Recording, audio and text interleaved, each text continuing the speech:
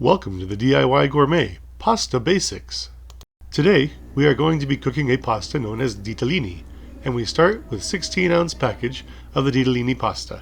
Put in 2 tablespoons of salt to 2 liters of water and bring it to a boil. When it comes to a boil, stir as you pour it in, and don't stop stirring for the first few minutes. It'll be necessary in order for the pasta to get fully hydrated and not stick to each other. Once that happens, you're going to want to stir it every minute and a half or so that it doesn't stick for the first 5 or 6 minutes. After those 5 or 6 minutes, you can let it stir and boil in its own water as it rolls through with the heat of the boiling water. And after about 11 minutes, you'll bring it out of the pan. At the 10th minute, I do prefer to turn off the water and let it sit for just a minute or so before I drain it. I find it allows it to soak in a little extra water and make it a nice firm al dente without being raw in the middle.